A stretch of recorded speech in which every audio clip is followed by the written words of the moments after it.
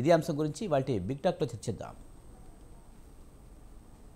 Right, మనతో మాట్లాడేందుకు వివి రావు గారు విశ్లేషకులు, అలాగే అందెం రామిరెడ్డి గారు బీజేపీ రాష్ట్ర నాయకులు, అలాగే గౌతమ్ ప్రసాద్ గారు బీఆర్ఎస్ రాష్ట్ర నాయకులు మనతో ఉన్నారు. ముందుగా వివి రావు గారు. సార్, రాష్ట్రంలో మున్సిపల్ ఎన్నికలపై హైకోర్టు అయితే ప్రభుత్వాన్ని ప్రశ్నించింది. ఎప్పటిలోగా నిర్వహిస్తారు ఏంటి అనే విషయాన్ని చెప్పాలని చెప్తుంది. తదుపరి విచారణ జరిగే టైంకి అయితే దీనిపై వివరణ ఇవ్వాలని కూడా కోరింది. ఎలా చూడాలి సార్, మున్సిపల్ ఎన్నికల నిర్వహణకు ఎందుకంత ఆలస్యం చేస్తున్నాయి? ఈరోజు ప్రభుత్వాలు ఈరోజు ఏదైతే అధికారంలో ఉన్నటువంటి కాంగ్రెస్ ప్రభుత్వము ప్రస్తుతము వాళ్ళు ఒక సంవత్సరము దాదాపు సంవత్సరం. వీవీరా గారు, మీ వీడియో ఆఫ్ అయినట్టు చూడండి. హలో, వినబడుతుందా? హలో, వినిపిస్తుందండి, వినిపిస్తుంది. మీ ఓకే, ఇప్పుడు ఓకే, ఆన్ లో ఉందండి, వీడియో ఆన్ లో ఉంది. ఓకే, ఇప్పుడు ఓకే. సో ఇప్పుడు ఉన్నటువంటి ప్రస్తుతం ప్రభుత్వం ఒక సంవత్సరంన్నర క్రితమే వీళ్ళకి స్థానిక సంస్థల ఎన్నికలు పెండింగ్ లో ఉన్నాయనే విషయము అందరికీ తెలిసిన విషయమే. అలాగే కోర్టు కూడా ఎప్పుడో ఈ విషయంలో వాళ్ళకి మనకు నోటీసులు ఇచ్చిన విషయం కూడా తెలిసిందే.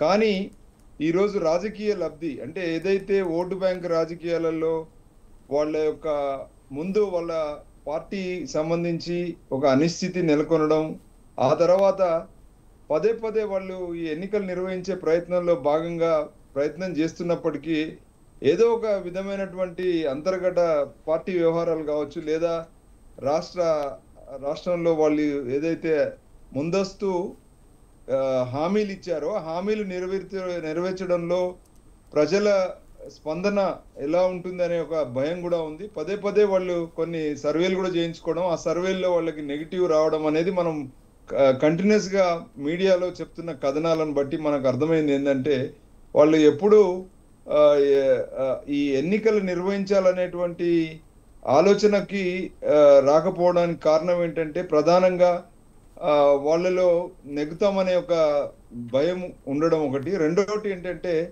ఈరోజు హామీలు నెరవేర్చుకునే విషయంలో చాలా వరకు రాష్ట్ర ప్రభుత్వము బడ్జెటరీ ఆస్పెక్ట్స్ కావచ్చు, లేదా రైతులు అంటే ముఖ్యంగా ఇది గ్రామ స్థాయిలో జరుగుతున్నటువంటి ఎన్నికలు కాబట్టి గ్రామ స్థాయిలో ఎన్నికలకి ప్రధానంగా కావాల్సింది ఏంటంటే అక్కడ ఉన్నటువంటి ఓటర్లను ప్రసన్నం చేసుకోవడానికి హామీల విషయంలో కాంగ్రెస్ పార్టీకి ఎన్నో అడ్డంకులు ఎదురవుతున్న పరిస్థితి చూసాం. ఒక పక్కన కేంద్రంలో ఉన్నటువంటి బీజేపీ ప్రభుత్వం అపోజిషన్ పార్టీ అవడం, మరి వాళ్ళ చేతిలోనే ఈరోజు గ్రామ పంచాయతీకి సంబంధించినటువంటి నిధులు రావాల్సిన నిధులు పెండింగ్ లో ఉండడం, అవి కూడా ఆల్మోస్ట్ ల్యాబ్స్ అయిపోయిన పరిస్థితి కనబడతా ఉంది. అంత టైం కూడా అయిపోతుంది.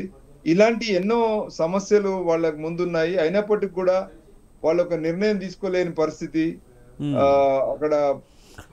వీవీరా గారు, మనం చూసుకుంటే కనుక పాలనా టైం ముగిసిన తర్వాత ఎంత టైంలోగా ఈ స్థానిక సంస్థలు కానీ మున్సిపల్ ఎన్నికలు నిర్వహించాలనే ఒకటి ఏమీ రాజ్యాంగంలో లేదా, లేకపోతే ఏంటి? ఇప్పుడు ఎమ్మెల్యే ఎమ్మెల్సీ ఎలక్షన్స్కి అయితే 6 నెలల్లో ఖచ్చితంగా ఎలక్షన్స్ జరపాలనే నిబంధన అయితే ఉంది. ఆ నిబంధన దీనికి లేదా, పాటించడం లేదా? ఖచ్చితంగా నిబంధనలు ఉన్నాయి. కానీ అందుకనే వాళ్ళ యొక్క టర్మ్ అయిపోగానే స్పెషల్ ఆఫీసర్స్ పెట్టడం అనేటువంటి ప్రక్రియను వ్యతిరేకిస్తూ హైకోర్టుకి వెళ్ళిన తర్వాత కోర్ట్స్ కూడా ఇప్పుడు డిసిషన్ ఇస్తున్నాయి నిర్వహించమని. కానీ దురదృష్టం ఏంటంటే ఎన్నికల నిర్వహణ అనేది రాష్ట్ర ప్రభుత్వం అండర్లో ఉంటుంది కాబట్టి వాళ్ళు నిర్వహించాలంటే యంత్రాంగాన్ని అంతా కూడా వాడు సహకరించాలి కాబట్టి వాళ్ళు ఈ పరిస్థితికి సహకరించాల్సిందే. ఇంకా వేరే ప్రత్యామ్నాయం కోర్ట్స్ కానీ లేదా ఎలక్షన్ కమిషన్ కి లేదు. ఎందుకంటే రాష్ట్ర ఎలక్షన్ కమిషన్ కూడా ఈరోజు బలోపేతము అయిన పరిస్థితి లేదు. ఎందుకంటే దానికి స్వయం ప్రతిపత్తి ఉంది కానీ దానికి ఫండింగ్ స్వయం ప్రతిపత్తి లేదు. తర్వాత వాళ్ళు నిర్వహించాలంటే ఇప్పటికే స్టేట్ ఫైనాన్స్ కమిషన్ ఒకటి కాన్స్టిట్యూట్ చేయమని చెప్పినప్పటికీ కూడా చేయలేని పరిస్థితి మన రాష్ట్ర ప్రభుత్వం ఉంది. అలాగే వాళ్ళకు ఒక మ్యాండేట్ గా ఒక ప్రెషర్ ఉంది ఏంటంటే ఇప్పుడు కేంద్ర ప్రభుత్వం నుండి రావాల్సిన ఫండ్స్ ద్వారానే ఇప్పుడు గ్రామ పంచాయతీలు నడుపుకునే పరిస్థితి ఉన్నప్పటికీ కూడా ఇంకా కూడా వాళ్ళు తాత్సారం ఆడడానికి కారణం ఏంటంటే రాజకీయ లబ్ధి జరగదనేటువంటి ఒక భయం కూడా వాళ్ళలో కనబడుతున్నట్టుగా మనకు కథనాలు అర్థమవుతున్నాయి.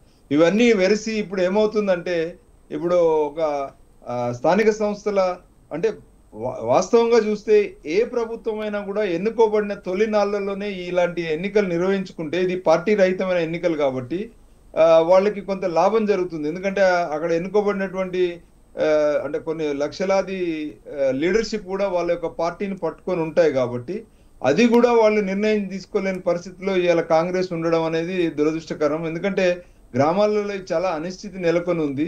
మరి ఇది రాజ్యాంగబద్ధంగా ప్రజాస్వామ్యబద్ధంగా కంపల్సరీగా ఈరోజు గ్రామాల్లో దీని అవసరం ఉంది. కానీ మీరు చెప్తున్నట్టు ఈ హామీల విషయంలోనే వెనుకబడుతున్నారు అనేటువంటి ఒక ఆలోచన అందరిలో కనబడతా ఉంది. రైట్. మనతో పాటు అంద్యం రామిరెడ్డి గారు, బీజేపీ రాష్ట్ర నాయకులు మనతో ఉన్నారా? ఎంతో